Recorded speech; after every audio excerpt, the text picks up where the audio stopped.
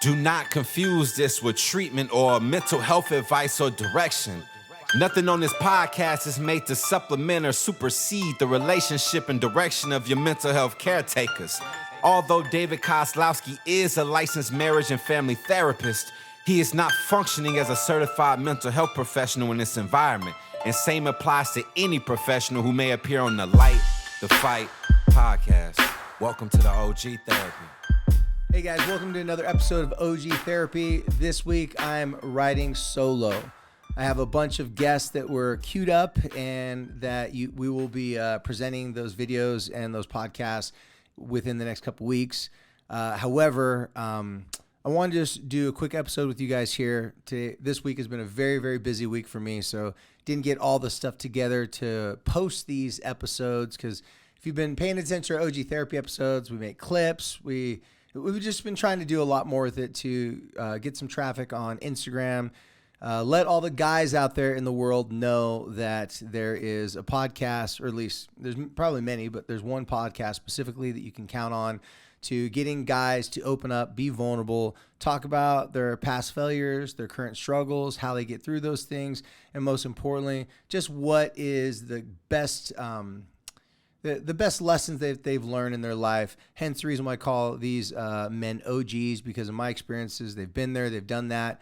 And even though OG means original gangster, it could also mean old guy too. Not all of the OGs I have on the podcast are old guys, but starting to get a little bit older in some of our recent guests, which, hey, that just means they're wiser. However, today's episode, I want to focus on something specifically for the holidays, and I'm calling this episode Permission to Grieve. So in today's episode, I want to just share with you a couple thoughts that I've had from working with people during the holidays that have struggled with the grief of past relationships. When I say past relationships, meaning relationships that they have no longer in their life, like an ex, maybe an estranged child that they just don't talk to anymore, or maybe it's actually the literal passing of a loved one, a family member, a best friend, a sibling, a child. These are very difficult relationships to just grieve in general, especially during the holidays. So the reason why I'm calling it Permission to Grieve is because a lot of times what happens is when someone goes through a divorce, someone goes through a breakup, someone goes through a major relationship change in their life, they tend to want to keep things the same. Meaning, when you have a lot of change going on, it's like you want some things that are consistent. You want some things to stay the same. And a lot of my listeners have confessed to me that they have a hard time changing habits and patterns and creating new patterns, new habits, and especially over the holidays, creating new rituals or new, what's it called when families have traditions. There you go. Man, apparently I still got a little brain fog. I can't blame COVID, but I'll blame my man cold for the past few weeks I've had. So traditions during the holidays is very big for people. And I love that people honor traditions and want to keep the traditions up. However, traditions weren't always a tradition. Someone had to start it, and someone had to keep it going. So I want to give you guys permission. If you had certain traditions with your kids and now you're going through a divorce situation, those traditions, as much as you want to keep some of them going, if it becomes hassle, if it triggers a lot of grief for you, reminds you of your past life with your ex or the way things used to be, I'm giving you permission to start new traditions and to put the old traditions in the past and to bury those old traditions with those relationships and sometimes literally with those people that have passed away. Now, I'm not telling you everybody should do this, that if you don't do this, something's wrong with you. But what I am telling you is I work with tons of people that struggle to keep alive the traditions and the patterns, the habits that they had during the holidays in the past, and it causes them more stress and anxiety. A couple of people I've talked to recently literally freaked out because they were so stressed out that if they didn't do something for the holidays that they've always done, then somehow they're a failure as a parent. Come to find out, their kids, after talking to me, said, "Hey, Dave, could you help my parent? Because they're flipping out, and to be totally honest, none of us want to even do those traditions anymore. Those were traditions when we were kids. Now we're teenagers. We know our parents want to keep those things going because it's something that makes them warm and fuzzy inside. But the reality of it is, it's not making them warm and fuzzy inside. It's making them angry and pissed off inside. I took the kid's advice. I talked to the parent. I had the parent and the kids meet with me, and we went over the whole scenario and situation. In this particular case, the parent broke down and admitted that they just didn't want things to change, that they'd lost control of so many things in their life. They just wanted something to stay the same.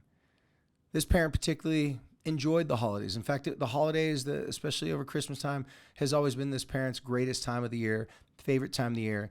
And now that the family split up, now that they've gone through divorce, they wanted something to stay the same. Except everyone else has moved on past that time of their life. It was just the parent that was trying to keep this together, the parent trying to keep this the same. None of the kids wanted the hassle, wanted the effort. And what they decided to do made the parent feel like it wasn't enough.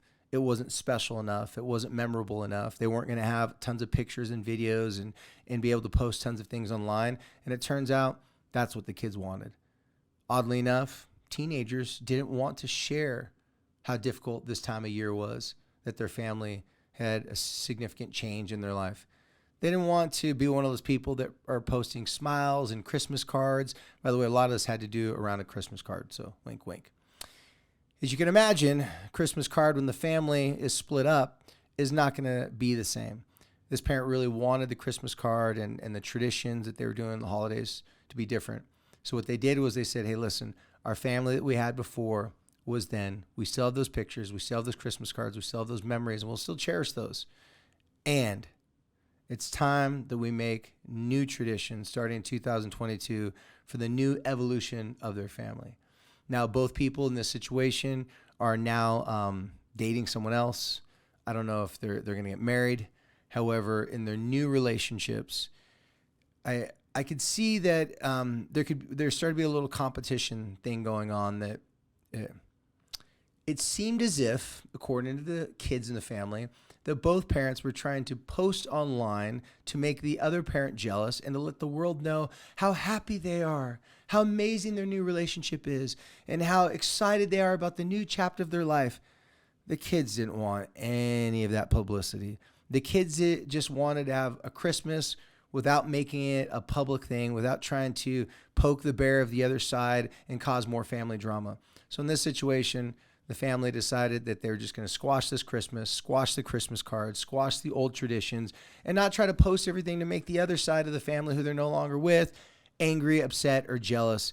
Instead, they're going to keep it close to the chest, have their own little family tradition. In fact, they came up with a couple ideas for new family traditions that were definitely more suitable for their age of their life. Family traditions where they're allowed to bring some friends with them to go do some things that were funner for teenagers and young adults to do versus the little things that kids would do. Now, the kids were gracious and they were kind. They said that they'd be willing to occasionally, every now and then, go back to those traditions. And one of them said, why don't we save those traditions for when we have kids someday? The parent said, that sounds like a good idea. So that's what they decided on. By the way, they're going out to a dinner instead of having a Christmas dinner. The parent, instead of having to stress out about making this huge meal for just a few people, decided, why don't they just pick a restaurant and go? Now, the parent was like, I didn't want to look like, if you guys watched I'd be hard to believe if no one had ever seen The Christmas Story. Well, remember The Christmas Story? A little spoiler alert, the movie came out like 90 years ago. They ruined the turkey or the Christmas ham or whatever it was, and they had to go to a Chinese restaurant. So they made a decision to go to an Asian restaurant for Christmas dinner, or Christmas Eve dinner it was, instead of making this big spread. They laughed about it. They said, we'll be like the family of The Christmas Story. Well, the parent specifically didn't want to be like the family of The Christmas Story, but then admitted maybe it's best that they bring a little humor into their grieving of the death of their former family. And it may sound cruel or hard to say, the death of their former family, but if you put it to rest, you know where it's at. If you don't properly grieve it, it rears its ugly head like a zombie that pops up every holidays and every major special event to make you feel horrible and make you feel depressed about missing out, when ultimately all the kids in the family agree that it was best for their parents to split up. It had been a long time coming. They feel like this is going to be a great thing for both of them in the long run because they just want their parents to be happy. Now, the same can be said. I've had similar experiences with people who've lost children, lost loved ones during the holidays, it's hard to make those decisions. And if you don't know anything about grief, well, grief in many ways is just a form of, or if you don't know anything about depression, depression in many ways is just a form of grief.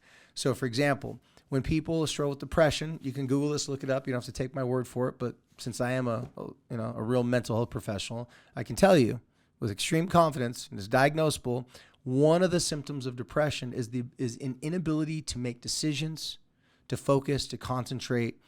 And that makes it really difficult during the holiday time when someone is dealing with grief and depression to try to make changes. A lot of times people just want to stick in their patterns and do what they've always done. And that doesn't necessarily help their situation. Just like businesses, families, if you don't evolve, you die. And you may not physically die, people may not lose their life, but the relationships start to fizzle out. People start to lose the strength of their connection. So if your relationship has hit an expiration date with someone because they've passed, and that's painful, and you've been grieving that, whether it's the first year you've lost that person or whether it's been a number of years and you're just still having a hard time during the holidays, try to make new traditions, new rituals, do things a little bit different to distinguish that you're in a different place in your life. Also, the same thing goes if you've gone through major breakups, major life changes, loss of relationships that aren't necessarily dead, but relationships that have changed. The same can apply. Again, I'll leave it up to your discretion on if it's relevant, but ask yourself, are you stressed out and are you overdoing it, trying to keep things the same? Now, traditions are not bad. If you're listening to this and like, well, our traditions are fine and there's nothing wrong with it, it doesn't cause stress to me or anyone in my family. Well, then I'm obviously not talking to you and I'm not talking about your situation, but I am referring to the people who are struggling during the holiday time to grapple with that grief. Think about what I've said, consider it, and ask your loved ones and ask your kids, that's people around you, what they think about that idea, and for some of their input, what might be a better idea for the holidays. I know a lot of families I worked with in the past, they went on vacations for holidays. They just switched it up. They did something a little bit different. So think about these things, guys. Take my consideration. And again, thank you for always joining us here on Light the Fight podcast and these new episodes called OG Therapy. And until next time, thank you for helping us to light the fight.